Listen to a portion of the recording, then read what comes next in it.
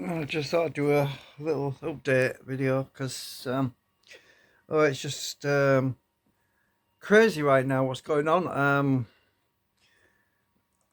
When my mum was alive, she had a friend called Katie, and when hang on a minute, I'm just trying to do something here.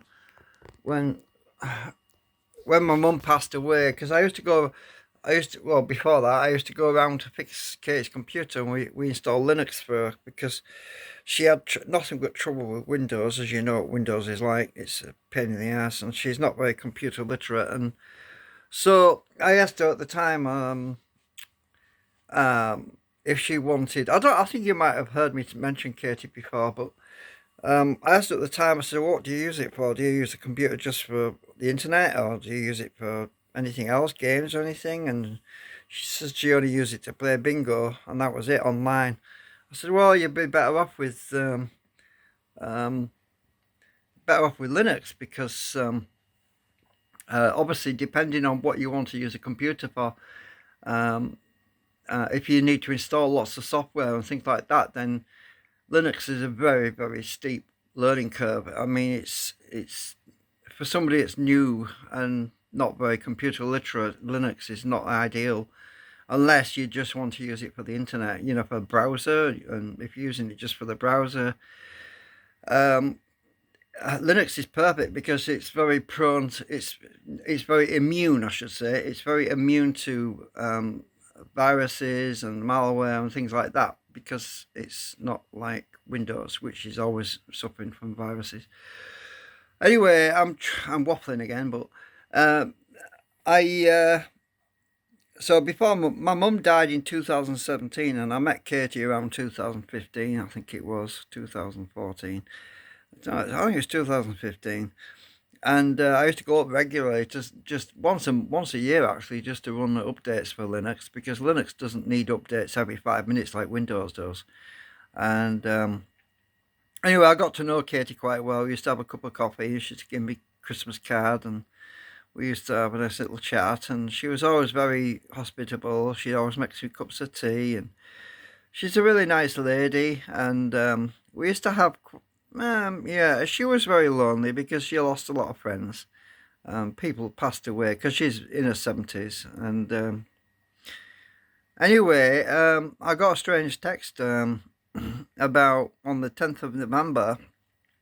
Well, it wasn't strange in its context. It was just a little bit out of the blue because I'd asked the question. I'd asked a question regarding a new phone, a phone I gave. I gave her one of my old mobile phones, a smartphone, because she was having trouble sending text messages on a button push phone. She had a standard button push type phone, the ones with a little keypad on it, and she wanted something a little bit more modern because she was having trouble with text messages.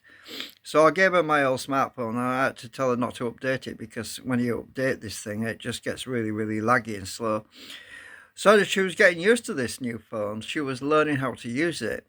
And so we were back and forth with messages. Are you practicing using the new phone? And um, she sent me a text recently saying still practicing. I thought, great, she's getting along with the phone and everything. And then out of the blue, on the 10th of November, I got this text saying not much. She spelt it wrong, but I knew what it was. And I thought that's a bit odd because I asked that question about a month before, and I thought she'd answered me. Anyway, so I tried to ring her.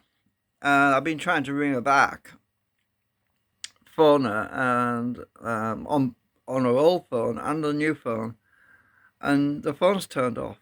So for 17 plus days now, there's been absolutely no communication, and I'm starting to get the feeling she's passed away, she's died or something, because it's just not like her at all. So I'm getting anxious, getting very worried about her. Going up there is not going to help me either because I went to contact the housing association who she's with the same housing association that I am, I contacted them and they've not been able to get a response. They've actually been up to make a home visit and they can't get any answer. And all the windows, all the blinds are shut. And I'm starting to think the worst at the moment. Yeah, it's not looking good. I mean, she's been in and out of hospital a few times. But you see, if she was in hospital, she would take a phone with her. You know, she would have a phone with her unless it was an emergency and she was rushed into hospital, and even then, you would have thought a care worker from the hospital or someone would have gone to her house to recover a phone because she needs to obviously contact relatives and friends and keep them updated and appraised as to what's going on. But that's not happening. So I'm thinking she's not in hospital because if she was, she would have been able to make some kind of communication by now. As I say, I've sent a few text messages and none of them have been answered. And I've also tried to contact her, ringing the phone, and every time I ring the phone, it says the phone is switched off, basically. And one phone says that, one call to the old phone says the phone is switched off. The other one I just get put on I just get immediately transferred to voicemail. So it's stressful for me because I think I told you before about when my brother died at Christmas Eve in uh, 2005. Yeah, that was 2005. Um,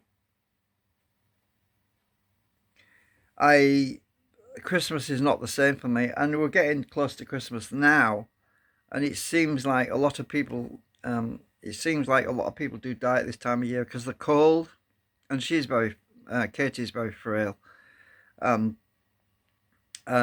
so yeah, I'm just going through a lot of stress at the moment because I don't know what's going on with Katie, and um,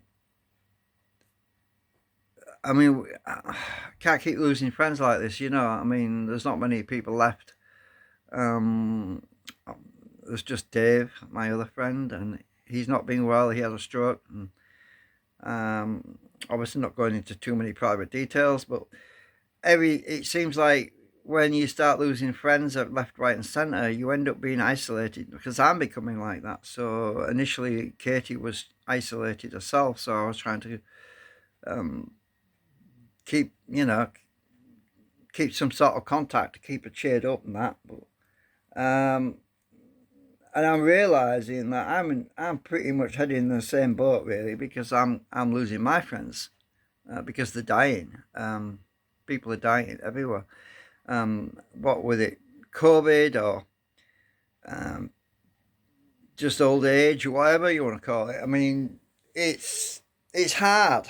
It's hard for people when you get older. You just don't realize how much you depend on your friends and family. And then they start to disappear one by one, and you know.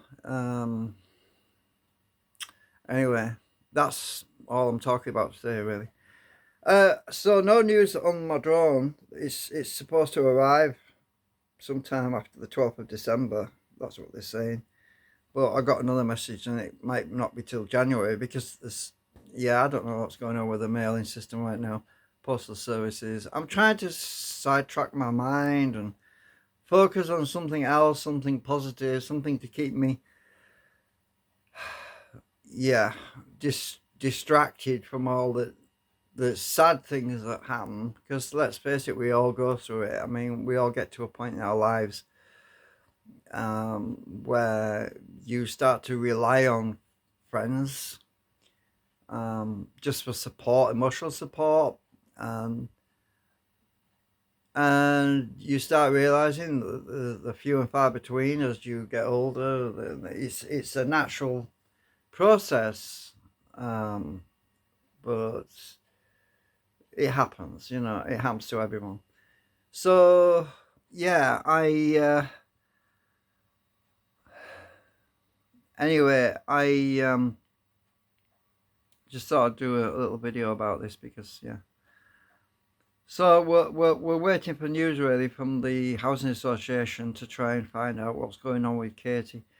We're waiting to see if she's in hospital or if she's passed away, or we don't know yet, because there's only so much they can do, because in the UK we have this Data Protection Act and they can't just intervene in personal people's private lives if they're still alive, and you don't know, you can't verify if they've passed away until there's some sort of evidence, and there's no sort of obvious evidence, but it's just a lot of speculation at the moment. I mean, the lack of contact.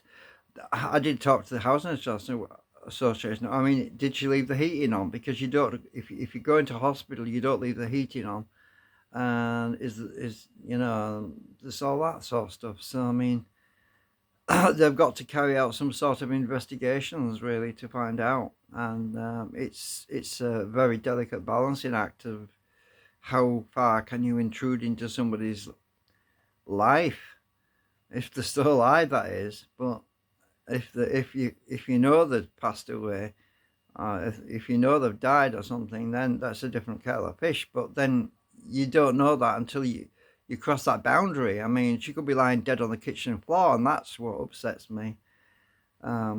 It really kind of upsets me that she might have been collapsed on the kitchen floor within the last 17 days, and nobody came to her help. No one came to her aid. That's what really is upsetting, really.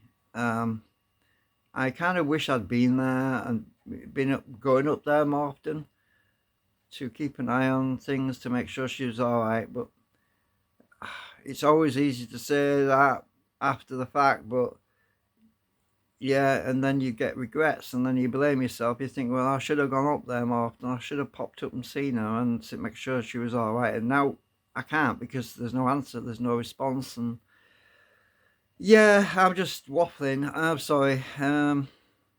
Anyway, that's it. I don't think I can talk about this anymore right now. Right, bye for now.